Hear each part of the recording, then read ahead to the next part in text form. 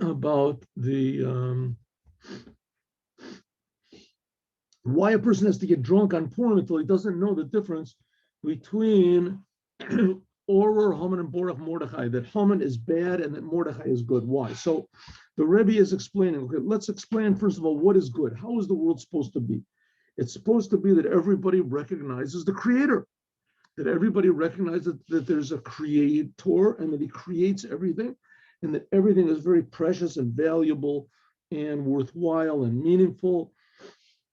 Everything, every detail, every mineral, every plant, every animal, every human is tremendously valuable. And the higher that it goes up is the more, how you say, life that there is, right? A plant has more life than a rock, and the animal has more life than a plant, and a human being has more life than all of them. And the Jewish people were chosen to show this. That's what we're chosen for. We're chosen to tell all the world how precious and amazing everything is. And then when you realize that God is creating everything, so you have a tremendous love of God, and there's a tremendous fear of not doing the wrong thing. You don't want to go against God. God is so good, right? Like you don't want, like we said a lot of times, you don't want to drive on the wrong side of the street, or that's normal. But here we're talking about a person doesn't want to go against God. He's so good. God is so good.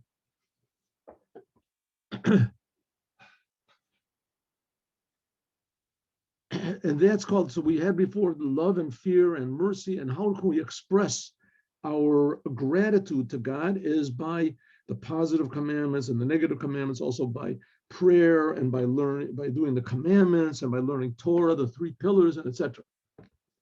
Okay. So it says, but comes along Amelek. This is the level of Amelek.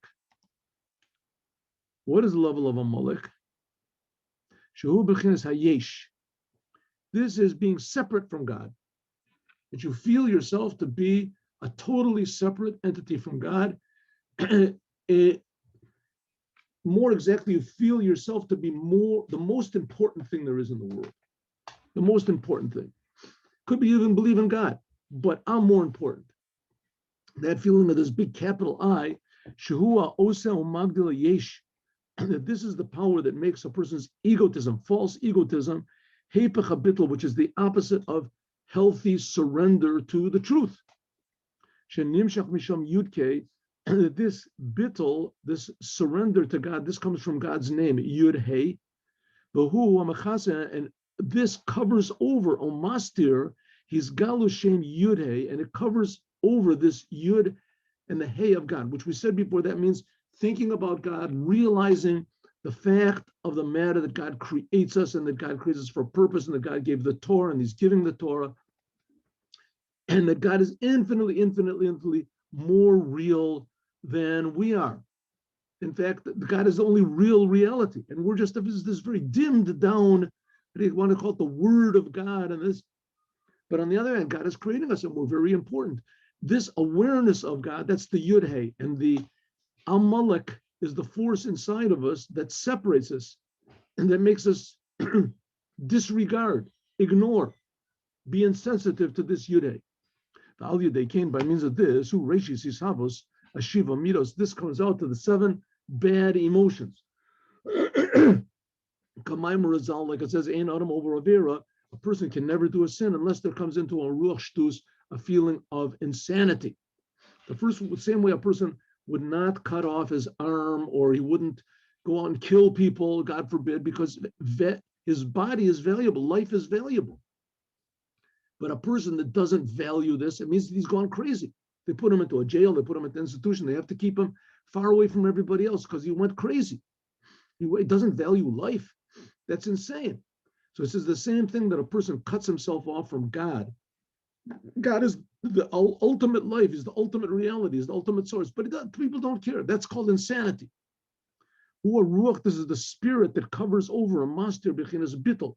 This covers over this total surrender, and it is a unification. For instance, everybody, we've talked about this before, everybody has a heart, but nobody feels their heart. You don't feel your heart. Everybody has lungs. Everybody has a liver. Everybody has a brain. When are you healthy? When you don't feel these things. That's when they work properly. A person that feels, my heart, what's wrong? Something's wrong. My lungs, what's happening? No, they're healthy. I feel my lungs, I'm so happy. I feel my lungs, they're happy. That's no such thing as that, right? Maybe if a person was sick and he had an operation, and then after that his lungs work, he's happy. But generally speaking, that's called bittul. Right? You hear an orchestra, 100-piece orchestra, a 500-piece orchestra, whatever, and they're all playing. If one the instrument doesn't play the music, he doesn't play, he plays something else. So everybody hears him, he sticks out. But it's terrible. And he gets fired also. He's not doing what he's supposed to do, but he sticks out. He gets attention, right? His mother is sitting in the crowd. He wants his, instead of playing, Beethoven's Fifth Symphony, he plays Tchaikovsky's Symphony. That's what he wants to play. You can't do that. It's not healthy. It's not right. It's not proper. He cuts himself off. That's this feeling of, I just gave examples, but the result is the what to be learned from these examples, the nimshal, is that a person just doesn't care, or he doesn't feel godliness. The thing that makes a person not feel godliness, that's what's called Amelek. That's what Amelek. Eventually it brings to destruction, death, confusion, depression, obsessions, the addictions. Who is a person who is wise, a roas anola, that he can see, namely that everything is coming from nothing. He sees that he's coming from nothing. He feels gratitude to God. He's so happy that he can work, he can be productive, he can appreciate, he can laugh, he can be. He's not concerned with himself. That's what it means, that God's name is not complete.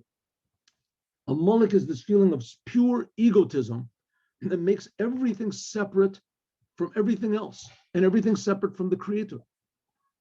It's also very interesting. Usually these people that get into this Amelek and hatred and everything, so those are the people who become like racists, and there's all the Jews are the same, all the blacks are the same, all the Europeans are the same, all of this is the same, right? The fact of the matter is that if a person is totally surrendered to the Creator, so he sees that everyone else in the world is a special creation of God. That's why these nuts nowadays, they want to limit the world's population. And they have like 90% of the people agreeing with them. I don't know how many people. Too many people in the world, right? You got to eliminate who? Who do you eliminate? Exactly. Who do you eliminate? The poor people, the blacks, the ignorant people, the people who are below the equator, the people who are above the equator. The people of course, everybody except for me, right? But even those people themselves, they don't want to have any children too. Well, that's ridiculous. A person, that's Amelek, hating life, not believing that there's a God that really provides for everybody and that wants everybody to be here. Everybody's just sort of, grow up like molds in a what's it called, in a petri dish. What was it called? Yeah, they just sort of pop up. People just pop up all over the place. We have to do whatever we can just to limit the number of people. That's really very sick. That's really very sick. And it says the Rebbe is not just sick, it's dangerous. That's Amelek. That's Amelek against life, against the Creator. Mikra Balasha, and this is called, then that's what's called God's name is not complete. You can even realize what God is, but it makes you cold. You don't get excited. Separateness, egotism. I'm a separate being. Then there's also Pirish Bechinas. Oh, so it says, then it also says, that's what it means. God's name is not complete. It says that as long as there is Amelek, it's a sentence. Where is it? It's in this week's. It's in Parshas B'Shalach. In the other Parshas, it says that God's name is not complete, and God's throne is not complete. It says Yad al Kes Yad. God's hand is raised up over His throne, that He will make a war against Amelek, and it will give us the power to make a war against this feeling of destruction and false egotism. So it says God's name is not whole and God's throne is not whole. What is the God's throne? That's the case Aleph. It covers over Aleph. Let's see. Bechinas Aleph, this level of Aleph, this is Aleph Chachma, this is Aleph Chabina, this is God's oneness. The awareness of God, which is called wisdom and understanding. This is the Torah. The Torah comes down, and is covered up. The Torah is enclosed in physical things in the world. This, then, when the Torah comes into the world, this is what's called God's throne. Just like a throne, a chair, a person sits on it. A person mashpil acharav, he puts his backside down on the throne to sit on it. Also, the same thing as the Torah. The Torah comes down. This is what we want to call it the backside, the outside of God. God clothes himself in physical things in the world. Like one person steals somebody else's ox, one person that plows somebody else's field. What physical things, everything physical. That's how God comes into the world. It says God came down into the world. That's called the throne of God. The throne of God was Mount Sinai when he came into the world, and then afterwards was the holy temple when it came, and then afterwards when we use the Torah in the world, that's called God's throne. If you read it in Islam, it said that how God puts his will into the physical creation, how to make the creation unified and, reflect the Creator. This throne of God, this is the Merkava, the Bechinas Acharayim. This is what draws down God's ability. This is what reveals God's ability to come down into the world. When a person learns the Torah, the learning Torah, it has to be the lishma. In other words, when a person learns Torah, if the Torah is in a way, it's a very dangerous. God took a big risk. If God would not have given the Torah, so we would know that God is infinite and God creates the world, and that God gave his will to certain special holy people, like Moses, right? But that God didn't do that. God didn't do that. God came down and revealed it to every Jew. 3 million people, they all saw the Torah. They also saw God, and they heard what God wants. That God wants, what does God want? Don't kill, don't steal, keep the Shabbat, honor your mother and father. The Ten Commandments, very simple, mundane things. Everybody could have said, all the Jews should have said, afterwards, a whole big crowd, okay, and now God, you've been in Egypt for 210 years, and now God is revealing himself, and God says, don't kill, don't steal. You could imagine all these 3 million people, everybody saying, oh, that's it. Right? What a disappointment. That was terrible. But that was awful. That was not exciting at all. There's something mysterious. Come on, a little mysteries, a little occult. No. What does God say? Don't have kill. Don't have lust for your friends' things. But that's holiness. Says that, Rebbe, that's exactly the point. God came into the world and he gave the Torah. And that's God's revelation in the world is the Torah. Anything that's except for that or that denies that, that's what's called idolatry. Perish b'shvila Torah atzmo. God came down into the world. Lahamshich ba b'chinas aleph. He drew down this level of aleph, the number one, God's oneness, like it says, Mi kamcha Yisrael goy echad ba'oretz. It says, who is like the Jewish people? One nation in the world. What does it mean? That the Jewish people, they revealed this oneness of God, this aleph in the world. That's called God's throne. But it could be that a person learns the Torah and he doesn't put the aleph in it. He doesn't learn it as though it's God's Torah. He learns the Torah because it's a wonderful book. It's tremendously amazing. It's spiritual. It's whatever. Right? He's learned the mysteries of the Torah and the Kabbalah of the Torah and this is the Torah. But what about the godliness of the Torah? That God wants us to do the commandments. A person that says, all I have is the Torah. I'm not interested in God. I'm not interested in the commandments. I'm not interested in Judaism. I'm not interested in the Torah. The Torah is really wonderful. I'm a genius in the Torah. That's Amelek. That's Amelek. He separates between God and his Torah. So God's name, this is the upper worlds, the oneness of God, the idea, thinking about God. And that it separates our mind from our emotions, so we can't get excited. And this gives birth to all sorts of bad, negative emotions. That's God's name is not complete as long as there's Amelek. What does it mean God's throne is not complete? It means that God coming into the world, the Torah, right? The only time that God really came into the world was when he gave the Torah. You separate that from God. The Torah has nothing to do with God.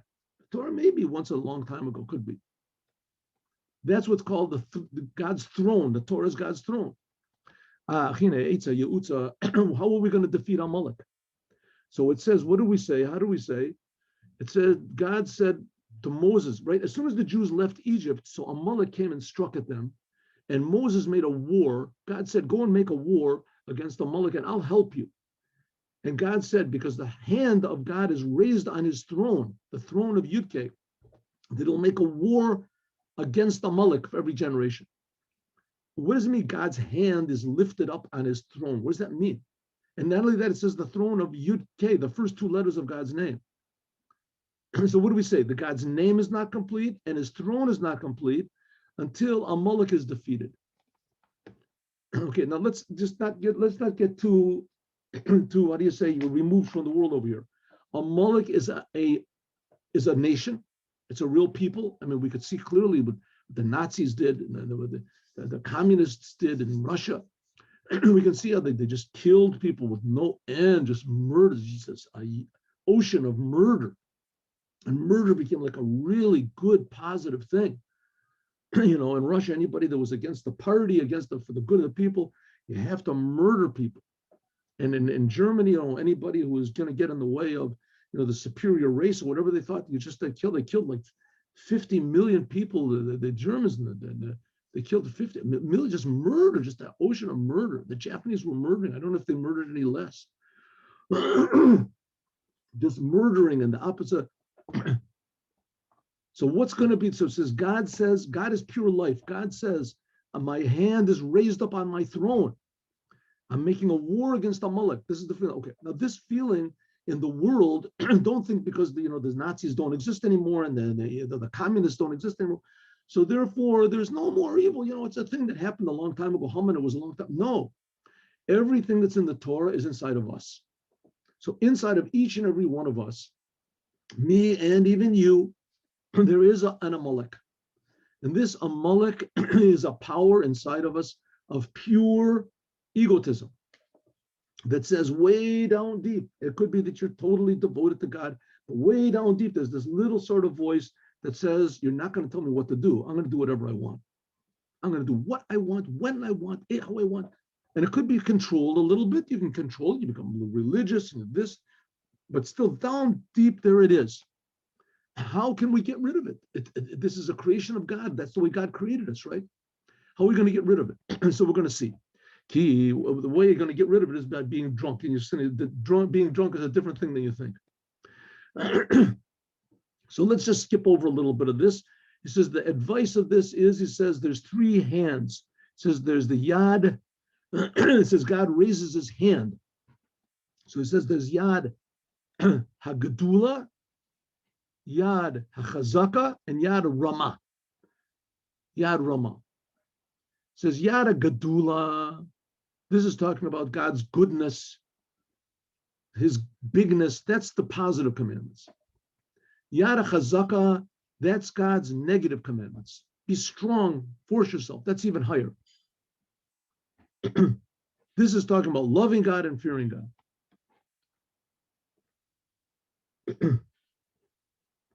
But there's also another level which is called Yad Rama, God's high upraised hand. Because see, if it says, Bnei Yisrael yotzim b'yad Rama, like it says the Jewish people went out of Egypt with a Yad Rama. It doesn't say in Yad, when it talks about the Jewish people saw Hayad Hagadola when they in Egypt, and when they went to the Yam Suf, they went up over the Red Sea. So it says the big hand. In the end of the Torah, it says that everyone saw the strong hand, the powerful, in other words, the one that's known. But with Yad Harama, it doesn't say in the Torah Yad Rama. It says Am Yisrael Yatsu Biyad Rama. It doesn't say Ha Rama. Ha means the one that's known. Here it says Bechinas Yad Rama. It says the Jewish people went out Biyad Rama when they left Egypt. Below Hey, without this letter Hey, that shows the known one, the. In other words, this level of the upraised hand, ki yotzia, ki yotzim, could see it says that they went out of all limitation. This is what's called not just the positive commandments, not just the negative commandments that we can sort of relate to. This is called lifting up your soul to its source. Now, in Judaism, we have this thing called tshuva. Tshuva. In the world, it's called repentance. Judaism is called return. What does it mean, return? What is the source, the essence of the Jewish soul? It's above the Torah. It's above everything. A Jew can, God forbid, go against the whole entire Torah, but if he does what's called tshuva, he comes in contact with the essence of his soul, this wipes out everything. Why? Because it reveals that his essence of his soul, that's really him. And as soon as a person touches his essence of his soul, he realizes, wow, what a fool I was to go against God, to do this is insane. I didn't realize it. Right? It's like a person that was put under anesthesia or his body was, well, you couldn't feel it. And so he cuts off his hand because he doesn't know it's his own hand. Right? He thinks it's a cucumber or something. As soon as a person realizes the truth, wow, what did I do? A Jew, when he comes to the truth, he realizes the essence of his soul. So that means he goes out of all limitations. This is what's called raising up his soul to this essence. Like it says, "What Alecha Hashem nafshi asa, I will lift my soul to you." This is what's called the upper tshuva, returning to God. That's what it means. Tshuva kadma la'olam, returning goes back to is before the world. This idea that the Jewish people can go back to their source, and from then they teach the whole entire world this. That's what we said, that a Jew, in order to do a sin, and we're going to see also the whole rest of the world, but Jews first, Jew to do a sin, he has to be crazy. Because he's forgetting who he is. He becomes detached from his real essence. When a Jew is connected back to his essence, that's called tshuva. By means of tshuva, me'umkad liba, by the essence of the heart, with total the devotion. It says that your spirit goes back to God that gave it and that is giving it. Then the Jewish person goes up to the essence of his soul. The essence of the Jewish soul, what is this? It says the Jewish people rose up in God's thought. What does it mean? God created the world from his speech. Before that, there was God's thought. With one thought, God could have created the world. And the Jewish people are before this. Ba'oto machshava, in that thought. Like, what are we trying to say? God created the world with his speech. There's a reason why God created the world. That's in his thought. And the Jewish people are even above this. The job of the Jewish people is to advertise this reason to all humanity. But first of all, the Jewish people have to be connected to it itself. That's the Jewish people that were before God's thought. They were unified. The essence of that's what it says. The Jews are God's sons, the sons of God. B'ni b'chori Yisrael, my son, my firstborn. Is all like it says. Who did God consult with to make the world? Ben nishmateim shel tzaddikim, with the souls of the tzaddikim. What's the tzaddikim? That's all the Jewish people. He took advice. God consulted with the souls of the tzaddikim. What does it mean? It explains, the Rebbe Marash explains that God saw the pleasure that would come in the future generations, because by God there's no time, the pleasure that he would get from the service of the Jewish people in the future generations returning back to him. And this is the reason that he created the world. If so, the Jewish people are above God's thought. Therefore, tshuva of the soul's Jewish people going back to their source, this is higher than anything in the world. And this is going to be the force to defeat Amelek. It's called Yad Ramah. This is what's called God's uplifted hand. That it's uplifted, it's above, even higher than much higher. That it cannot be possibly conceived of by any creation, any created being, even the angels. So it's above bad, it's above good. I know you're getting a little bit to what's going to be. It's above bad, it's above good, it's above all possible. It's just pure good, pure reality. And that's the essence of what God, how good God is in the world. That's the Jewish people. And the job of the Jewish people is to advertise this to everyone. Everyone that's being created is being created by this essence good of God. That's what it means. Yad, God's hand. It doesn't say ha yad. without a hey yadi. Hainu bechinas yad rama. This is what's called God's uplifted hand. Hulamaila al case. This is what's above the throne, and above the God's throne, which we said was God's malchut, and also God's yudke. So this is above all of the names of God and the aspects of God. Everywhere that Amelek can strike and get nurture, right? This is the essence of God, which is above. The only problem is that to get to this essence, you have to totally go against nature. You have to go against all nature, all spiritual nature, all of your ideas of what is good and what is bad. And it's that's like the Judaism. Judaism is based on Abraham. The 10th test, the last test, was that God said, take your son and kill him. And that's totally bad. That's totally bad. You can't take your son and kill him. That's like we said before, murder, death. And Judaism is based on a man that was willing to take his son and to kill him. That's what Judaism is about. And it took 3 days. He had to take his son, right? And God told him, take your son and kill him. And it drew out 3 days until he finally reached the place. God said, okay, now take him and kill him. Right? Make a sacrifice. This is the opposite. It's totally crazy, says the Rebbe. Right? This is the craziness. This is the craziness which opposes negative craziness. Shtus to kedusha, Amelek, is total self-sacrifice for evil, for destruction, for selfishness. And Judaism is total self-sacrifice, crazy self-sacrifice for the creator of the universe. What's the difference between them? One is that you yourself, you're doing what you call the shots. And the other one is that God is deciding. In the end, it came out okay with Abraham, right? It came out okay. Here we are. But Judaism had to be based on this following God without any understanding, higher than understanding.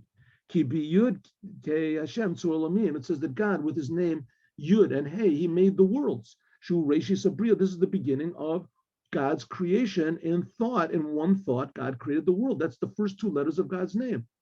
Yad Rama, but this level of the essence of the Jewish soul, what's called the uplifted hand of God, this is much, much, much higher than any aspect of the world and even above the Torah.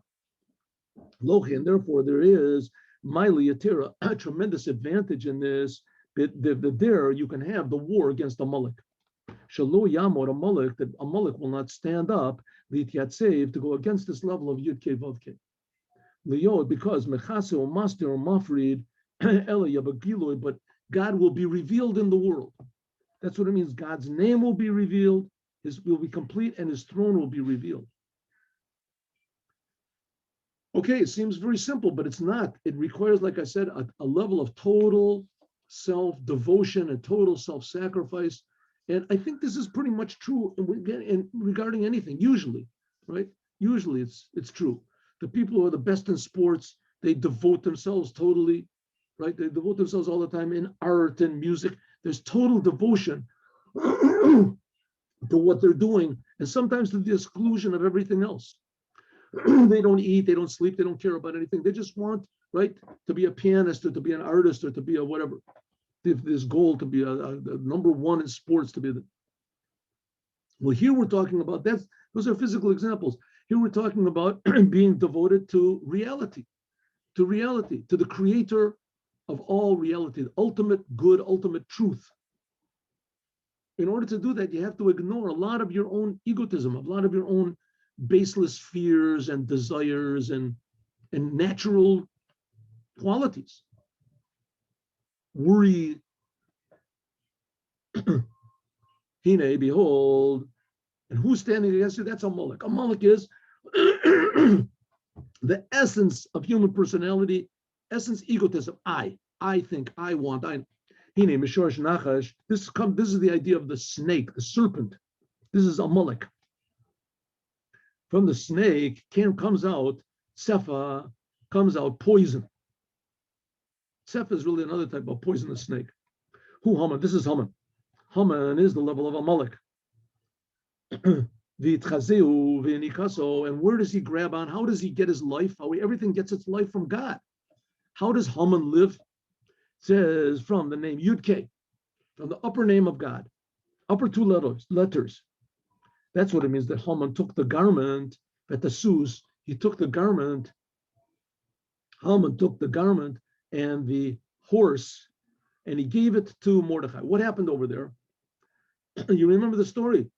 I think maybe today in the Chumash class we'll do a little bit of Chumash, and maybe we'll start to learn the Megillah. We'll see. We'll go over the Megillah a little bit. And what happened over there? The story was that Achashverosh was a big king, and he invited all the Jews, and the Jews were really sitting high. And he got married to Esther. Esther was a Jewish woman. Mordechai was sitting on the gate of the king, and all of a sudden pops up Haman, and he says, "Your Majesty, I got a good idea. Let's destroy all the Jews." The king said, "Oh, sounds okay to me," and that's it. Let's all destroy the Jews. Okay, right before that, there was a story that Mordechai was sitting on the gate of the king, and he overheard two of the king's ministers speaking in Persian or whatever language, and he understood that language, and they said, "Let's poison the king. Let's poison the king." And he sent word, and finally Mordechai let the king know that they were going to kill him, and they arrested them, and he saved the king's life, and the king wrote it down in his book. Right? Then afterwards, what happens is, one night the king there's this decree from Haman gets stronger and stronger. All the Jews are worried. One night, all of a sudden, the king can't sleep. And he wakes up and he says, "Man, I can't sleep. Bring me a book." They said, "What type of books?" "We got books." He says, "Bring me my diary." So they bring him his diary, and the diary opens up to the page where there is Mordechai saved the life of the king. The king says, "Wow, I forgot this totally. What should we do to Mordechai to say?" All of a sudden, Haman comes in, and the king said, "Oh, my advisor, what should we do to a person that the king wants to give him a lot of glory?" Haman thought that it's talking about me. So he said, "You should take the garment of the king and the horse of the king, and take this person, put him on the horse of the king, and give him the garment of the king, and he should go through them, and they should have somebody running in front of him saying, 'This is what the king does to anyone that he wants to give honor to.'" And the king said, "Great idea. You'll never believe who saved my life. Mordechai. Take my garment and take the horse and give this to Mordechai." Right? Give this to Mordechai. Put Mordechai on the horse, and you go in front of Mordechai and yell out, "This is what the king does to anyone who he wants to honor." So it says, God told Haman. Haman took the garment of the king and the horse of the king, and he put the garment on Mordechai, and he put him on top of the king. Key, because Hine Omer Ozal, the rabbis say, Shmi in Yudke, that's the Shesa, that God's name with Yudke, that's what's called the 365 negative commandments. If you take Shem, Shmi, the word Shmi, and you add Yud-He, then that comes out to the Gematria 365, which that's the exact number of the negative commandments. So we see that the letter Yud-He with God's name, Yud-He, the first two letters of God's name, is connected to the negative commandments. Cool. Sheshmiras Mitzvahs Losa said that doing the negative commandments, this reveals the name Yudke. Ki Ikar Alota said, because the main thing of the negative commandments is there shouldn't be any concealment over godliness, right? Don't eat this, don't do this, because these things conceal over God. Don't give them any energy. That's what it means. Keep away from these things. That's the negative commandments. That's more difficult. That comes from the name of Yud, the two letters of Yudke. The 248 positive commandments, they come down from the lower aspect of God. Dirato b'tachtonim, this is Ramach Mitzvahs Aseh. Where is this? Yeah. The Ramach, the 248 negative commandments, the 248 positive commandments, they draw down godliness and make God revealed in this world. Okay, which do you think is harder? To turn from bad or to do good? Well, turning from bad is harder. Koach Giloi Akisoi, the Hester, that this is removing the concealment and the hiding of God's name. This Eno Ela Ziva Ora Bilma, revealing godliness. This is just a ray of godliness in the world. To remove what's bad, this is more difficult. This comes from a higher name. Haman is what the klippa that covers over the name Yudke, which that's the source of the negative commandments. Therefore, we say that when a Jew pushes the skafia, he pushes away the bad, then darkness transforms to good. What does it mean? For a Jew to do the positive commandments, right? Come put on tefillin. Okay, maybe it's a little bit different. I'll go do the positive commandments. Good, right? But let's say, to get the example, not to eat kosher. I'll eat kosher. Good, I'll eat kosher food, only kosher food. What are you doing? You're eating, that's lobster. So no. When I eat kosher, I eat meat. I eat kosher also. I eat kosher food. That doesn't mean I have to stop eating not kosher. I eat kosher. To stop a person to stop his nature is more difficult. That comes from the upper name of God, the upper two letters. So it says that's where Amelek took over. Therefore, it says that if a person can stand against his lower desires, his hapach hashukal and hora, that transforms darkness to light. That's what's called the garments and the horses of Haman. They're given to Mordechai. The garments, this is what covers over godliness. A horse is not a kosher animal. Those are the forces of what he called bad. It says Haman is if a Jew holds himself back, then these garments which cover over godliness can be given to Mordechai. It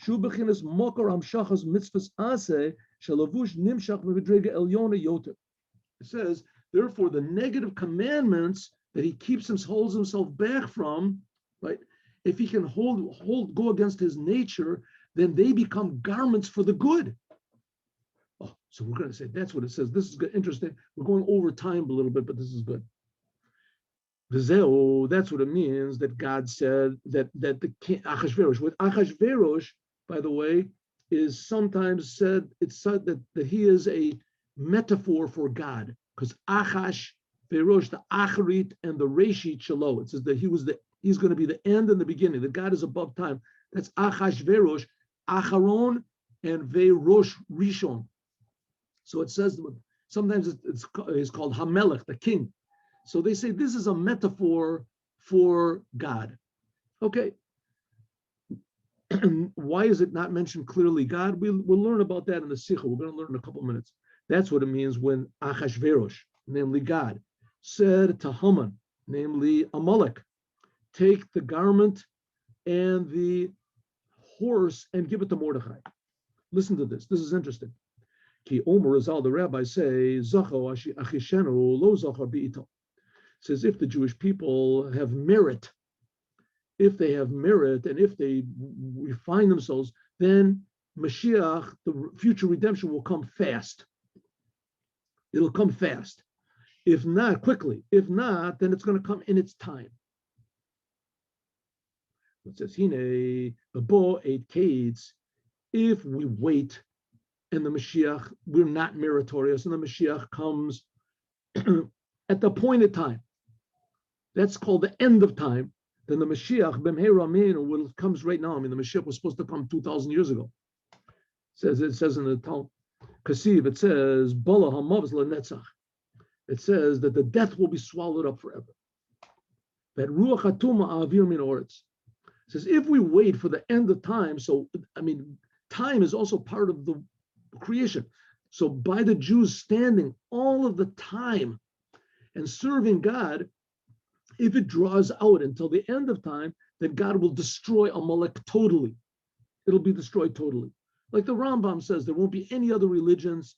No, everybody will serve only God according to the Torah, right? There won't be any of this. Only the Creator will be served. No one says. Then God will wipe the evil from the world. Shekalim va'avurim, the Amelek, the powers of evil, will be destroyed totally. There won't be any elevation to holiness. There won't be any elevation. And if we wait for God to do it himself, then it'll be something like what God did to the Egyptians. He'll just schmeiss everybody. Anybody that doesn't want to have anything to do with God will be destroyed. Any enemies of the Jewish people, enemies of the Torah, that's it.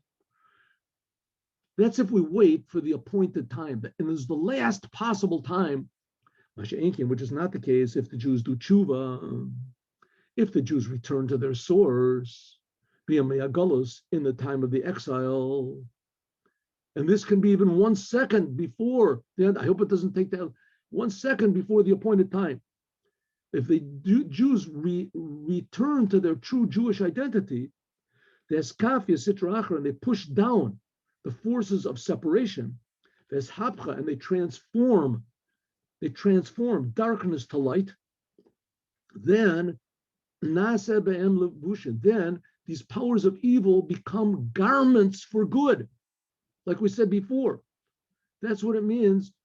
God said, Maher. God said to Haman, hurry up and take the garments and the horse, namely these forces of evil, and give them to Mordechai. Namely, hurry up. If the Jewish people return back to the source, then that's called fast, doing it quickly. But they return back to their source, then it won't have to be any murder and death and destruction like it was in Egypt, God did. As a Yochalio, there could be as a lavush that all the forces of evil and all the forces of bad will say, hey, we made a big mistake. We're not going to do it again, right? All the churches will, then whatever it is, the mosques, and they'll say, listen, we're only worshiping the Creator from now on. We realize our religions were big lies. And okay, people can make mistakes, right? And what is God going to say? 100%, 100%. But it all depends on the Jews returning back to their source. That's what it means. Take the garment and the horse, Masha Inkin, which is not the case if it waits for the final time to come on its own. And Moshiach comes at the last possible moment. Then Tabei Lagamri, then all the forces of evil will be destroyed totally. And we did not get to why you have to get drunk, and that we're going to talk about tomorrow. With Purim and Yom Kippur are really the same level. We'll talk about this, God willing, tomorrow. But it's interesting, right? Interesting what the Rebbe said. Okay, now we're going to learn a sicha of the Rebbe. Here we go. Turn this